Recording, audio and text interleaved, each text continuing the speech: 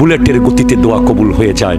বাপ আর মা এরা যদি কিছু করতেও না পারে, এরা যদি নিজে নিজে খাইতেও না পারে, এরা যদি ঘরের মধ্যে অবশ হয়ে পড়ে থাকে, শুধু শুধু নিঃশ্বাস ফেললে হবে, এরা প্রতি সেকেন্ডে সেকেন্ডে তোমার 10 বছর হায়াত বাড়াই ফেলতে পারে, তোমার 10 কোটি টাকার ব্যবসা বাড়াই ফেলতে পারে। এরা তোমাকে 1 মিনিটের দোয়া করে কাবা ঘরের ইমাম বানাতে পারে। এত বড় ক্ষমতা আল্লাহ এদেরকে দিয়েছে। কখনো বাবা মার বিরুদ্ধে যাবে না, তাদের কষ্ট দেবে না। যদিও সে সম্পদ থেকে বঞ্চিত করে, সে তোমাকে পরিবার থেকে বের করে দেয়, তার বিচার করার ক্ষমতা তোমার নাই। সে জুলুম করলে বিচার করবে কে? বাস তোমাকে মুস্কি হাসা ছাড়া তোমার কোনো বিকল্প নাই।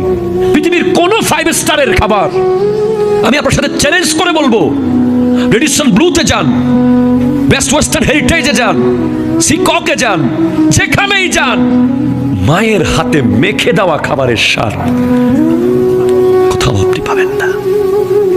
ওই হাতটার ভিতরে আল্লাহ রেডিমেড মরিচ, মশলা, লবণ সব দিয়ে দিছে, জাস্ট হাতটা লাগিয়ে মেখে দিয়েছিল, তেমন কিছুই দেয় নাই। মনে হলো অমৃত খেয়েছি, অমৃত। বাবা, বাবার কথা কি বলবো? বাবা তো প্রতিদিন চাকরি ছেড়ে দিতে চায়, প্রতিদিন। বসের বকা, অফিসের প্রেসার, কত কষ্ট। বলে আজকে থেকে আর অফিসে যাবো না, কালকে থেকে আর আসবো না।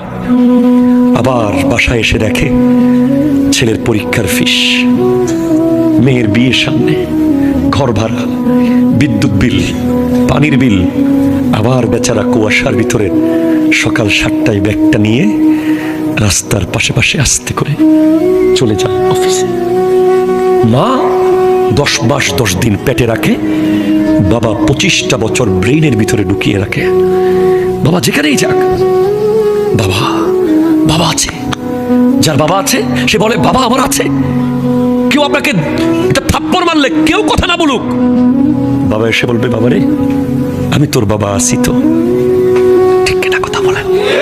ওয়াকাযা রাব্বুকা আল্লা তা'বুদু ইল্লা ইয়াহু ওয়া বিল ওয়ালিদাইনি ইহসানা। আল্লাহ আদেশ করছেন তার ইবাদত করতে, আল্লাহ ছাড়া কারো ইবাদত করা যাবে না। এর সাথে সাথে ওয়াবিল ওয়ালিদাইনি ইহসানা, বাবা মার সাথে উত্তম আচরণ করো।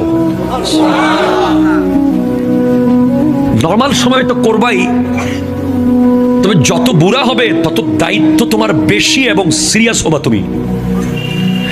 বাবা মা যখন জোয়ান ছিল তখন তুমি 10টার কথার ভিতরে 9টা শুনেছো বা 7টা শুনেছো বা 3টা শুনেছো। যখন বুড়া হয়ে যাবে 10-এ 10 তোমাকে শুনতেই হবে।